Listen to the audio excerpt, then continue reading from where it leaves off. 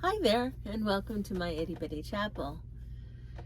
My name is Patty Chaffee, and I'm the community minister at Niantic Community Church. I'm also a spiritual director and an expressive arts facilitator. The Itty Bitty Chapel is a few moments offered midweek to relax, refresh, and reflect on a spiritual word or phrase. It's usually filmed in or near a sacred space within my home called the Itty Bitty Chapel, and our candle here is lit to remind us of the presence of Spirit within and around us. If you're so inclined to light a candle in your sacred space, feel free to pause the video, and you can do that now. Our word for reflection today is endurance. The definition by Merriam-Webster is the ability to withstand hardship or adversity, especially the ability to sustain a prolonged, stressful effort or activity. This word came to mind as I was reflecting on a recent labyrinth walk at McCook's Point Park, the last in a monthly series presented by our church. It was held December 19th, a frigid and windy late afternoon experience at the highest point in the park. I arrived early to help facilitator Joanne Moore put out battery-operated tea light candles that lined the path. We wanted to create a special experience for the final walk in this particular series. A small handful of folks trickled in to the band shell where we were huddled with some attempt for shelter against the sunset winds. And by the time those few arrived, a stark contrast to the many who had attended over the past few months, I was already frozen. Between the temps and the biting wind, I just couldn't remember when I'd been so cold. I wasn't prepared for that kind of cold. That was my own fault for sure, but I figured I'd get used to it as time went on. I didn't. Although you could see it in their faces, those brave souls that were there never uttered one complaint. But how resilient were they to be out at sunset on a December eve, to walk that metaphorical journey with its twists and turns, leading us to the center and back out again. No one complained, but we were all freezing, yet had the endurance to tough it out for the experience we came for.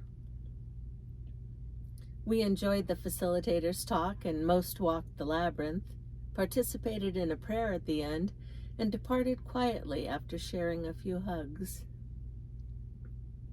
When I returned home after being outside for 2 solid hours, I was still frozen and wondered if I would ever get warm again.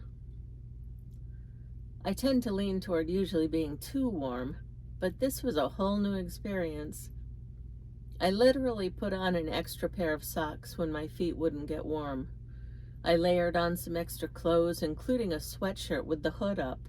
I piled on blankets in my chair, and not till sometime later did I finally thaw out. I thought about those who might experience the cold on a regular basis, those with no shelter, no blankets, no extra socks. I needed to be at the labyrinth walk, despite the cold.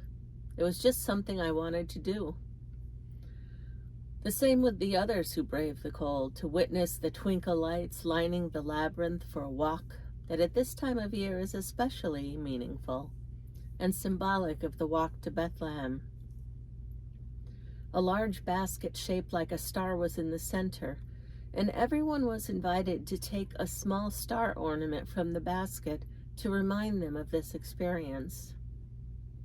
Joanne Moore is especially gifted at presenting these walks, and we all endured together while appreciating the gift and the challenge of the experience, mindful perhaps of those for whom being in the cold is not a choice. As I contemplated the word endurance, on the news this morning, they were talking about skyrocketing COVID cases from the new Omicron variant. And we are challenged well beyond being cold. Endurance is what we know, isn't it? We will endure. We will get vaccinated and boosted, and we will take all the necessary precautions during this holiday season, and we will endure. Author Barbara Kingsolver said, "Small change, small wonders. These are the currency of my endurance and ultimately of my life." I wondered about this. Small change, small wonders, as currency for endurance and ultimately our lives. Can small changes make a difference? Can noticing God's small wonders affect our experience of life and help us to endure even the most difficult of times? Maybe. Just maybe. If you are able, find a labyrinth in your area. They are everywhere these days: hospitals, libraries, parks, retreat centers. Experience that walk to your sacred center and see if your endurance might be made stronger, especially during these challenging times. But for now, I share with you a few photos by Reverend Lee Ireland, member of Niantic Community Church, designated term pastor, Groton Congregational Church, and spiritual director. I keep you in prayer every day of this Advent season. And if this message spoke to you in some way, feel free to share it with others. And until next time, may God bless you in every way you need. Namaste.